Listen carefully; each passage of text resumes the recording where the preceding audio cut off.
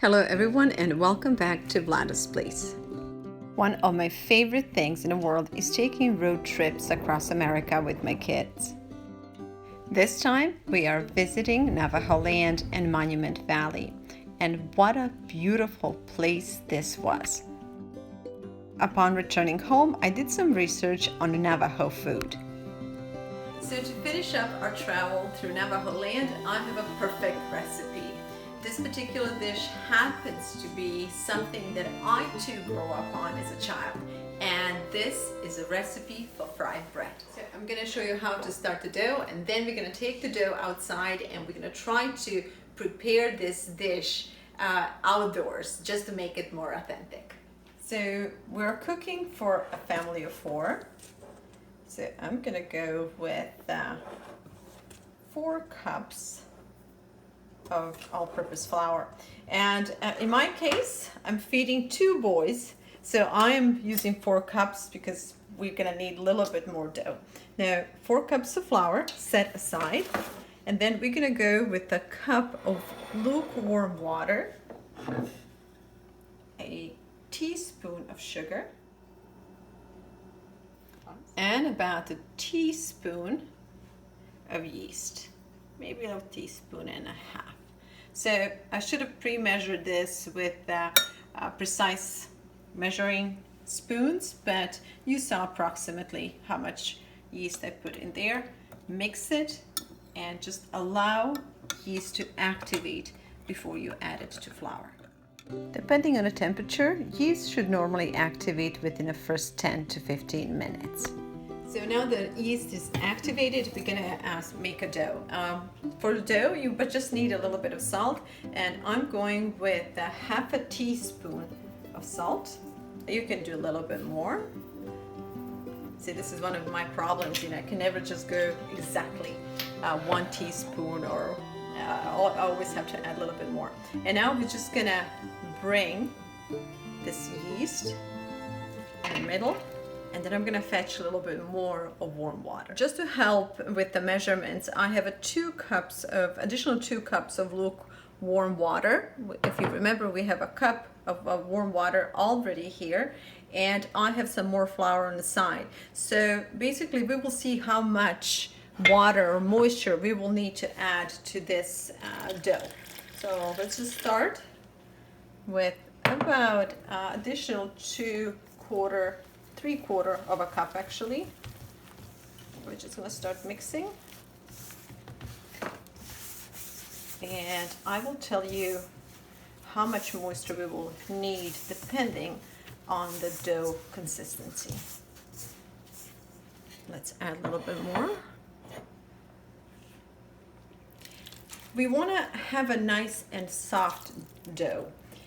Because soft dough will rise better, and when we fry it though, it will be airy and more bubbly inside. So it's important that we don't end up with a thick and dense dough. So I'm making this measurement, which normally should be enough for a family of 4 and then some, but my hungry crew said that's not enough dough, so we are going to double the measurement. So I'm gonna add additional 4 cups of flour, and I'm gonna do everything double, so we're gonna have a nice big dough. So this is basically a good measurement for 4, but if you're feeding hungry teenagers, you might want to double. So I added a little extra flour and some yeast and water, and I want to show you what dough should look like.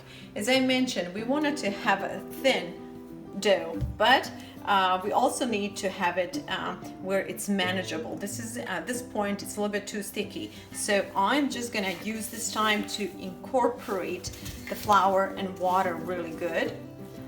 And for that, if you have a mixer, that's great. KitchenAid is great. Otherwise, just use your fingers. As you move the dough, just kind of squeeze it and try to make a nice texture. Go for the good texture, okay? When you're done with that, a little extra flour on the wall of a dish. Okay. Scrape the dish because we don't want to waste any of this. and then continue to work the dough. Bring the ends, you see how I'm bringing ends to the middle, and once I bring the ends, I use my tips of my fingers to grab it, and then I use my knuckles to kind of bring it all in. One hand is moving a dish, and the other one is just working the dough.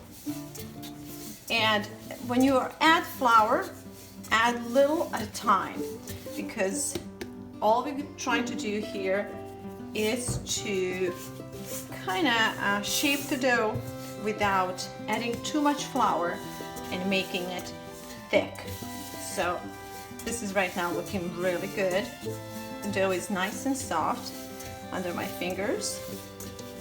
So I'm gonna work it a little bit more, and then we will let it rest. So in old days, yeast was not accessible to everybody. So people made a dough with the local bacteria, like a sourdough bread. And so this dough is a bit different, and this dough can also be fried. This is a sourdough. We won't be using it today. I'm just gonna bake bread out of that. But I just kind of want to point out that in old times, people did not always have the access to yeast, and instead they could just cure the dough with the local bacteria, like sourdough bacteria. This is going to make a great sourdough bread, and the beautiful thing about sourdough is that it's fragrance. It smells just heavenly. Our sourdough is going back to fridge because it's much quicker and easier to work with the yeast risen dough. All right, this dough is ready too. It's very smooth, and consistency is great. So the next step is just letting it rest. It's looking really, really good. So next step, I'm gonna let it rise, and today is a really warm day, which means the dough will activate probably in the next 15 to 20 minutes. And so that's just enough time for us to go in a vineyard and set up the cooking, outdoor cooking area. Instead of dragging our barbecue down to vineyard, we decided to use the fire pit. So we pulled out the rack out of the oven, put 4 cups on the side, and this will be our stove for tonight. With such a beautiful weather, I purposely wanted to cook these fry bread outside so the kids could enjoy the nature. This beautiful warm weather, it's doing a magic on our dough. Dough is almost ready for the next step. My son has a job to make sure that this little invention will work. So let's give it a shot. I hope this will work. Everyone is super hungry and they can't wait for the meal. And that's the way I like it. Because everybody's hungry and a bit impatient, we're just gonna start with the dough. So we're gonna need quite a bit of flour on the bottom because we don't want dough to stick. Then we're just gonna empty the dough. You see how nice and bubbly is inside, and that's what we need. Normally, the more time you invest in rising the dough, the better the fry bread will be. But again, we're kind of speeding through this process bit. Nothing beats cooking outdoors. Now that dough is done, we're gonna thin it and let it rise again.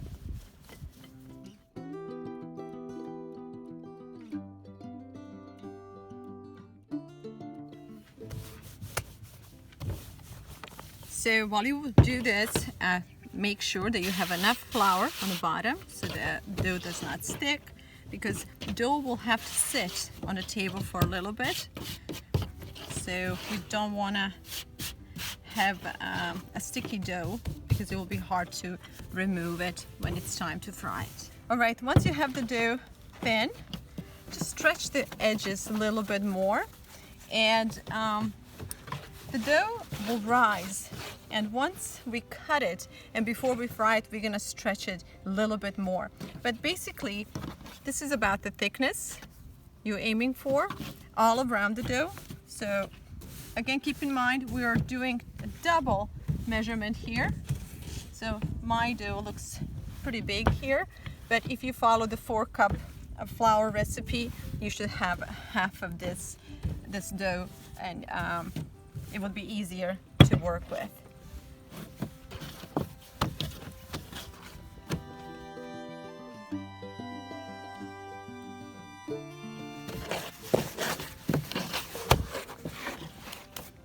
So we got it to the perfect thinness, and now we're just gonna let the dough rest and rise once again. All right, so you're gonna need a handsome portion of oil, so maybe about 1.5 inches in depth, and then we're gonna warm this up. All right, now we're gonna cut them, and using a pizza cutter is a very good idea.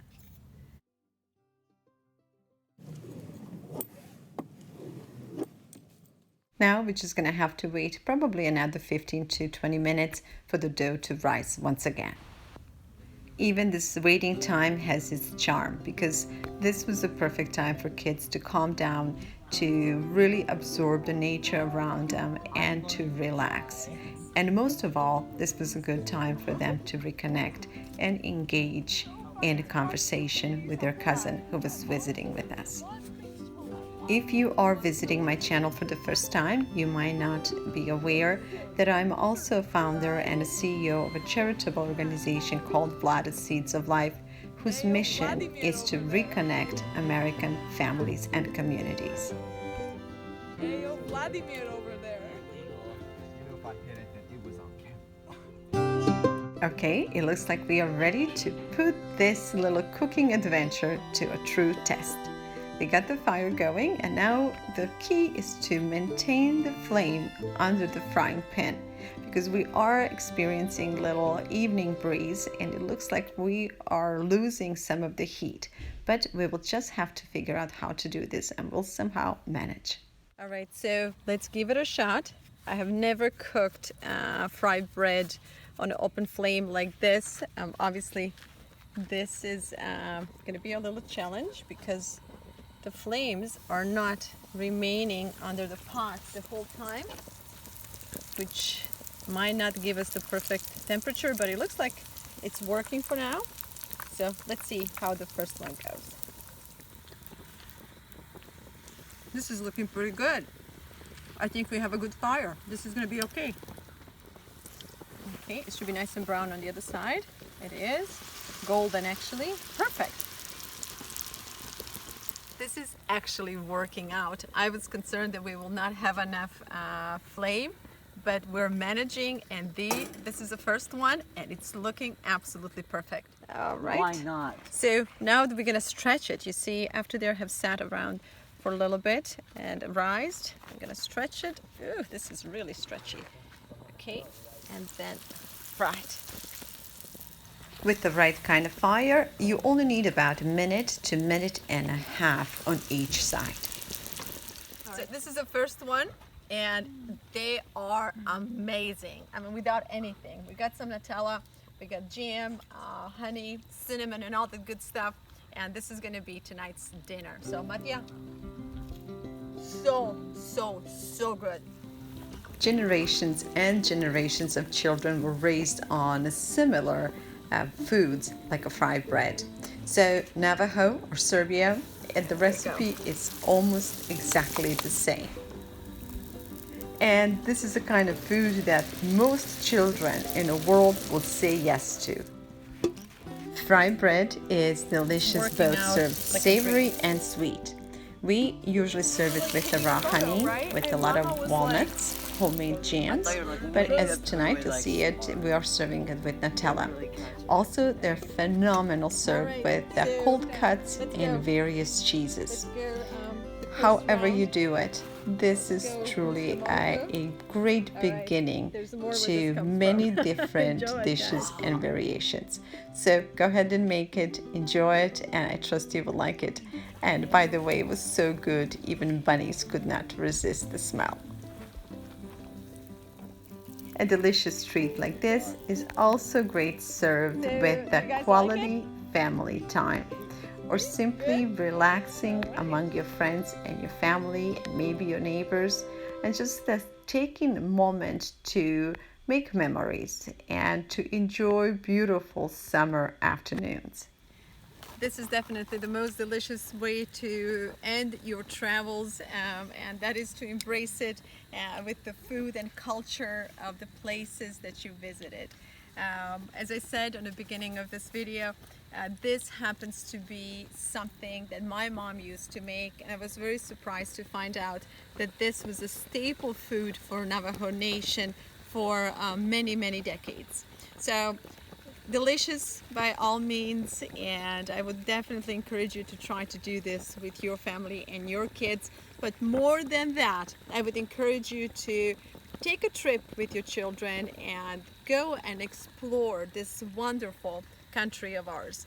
Taking road trips is fun and it's memorable in so many ways. Thank you all for watching. I look forward to spending more time with you in our next episode. And until then, please take good care of yourself and those around you. Thank you so much for watching and for spending time with us. I hope you like this video, and I hope you'll send us your likes and you will subscribe. Just this year, we drove from San Diego to New York, and along the way we picked up quite a few more recipes which we can't wait to share with you. So stay tuned.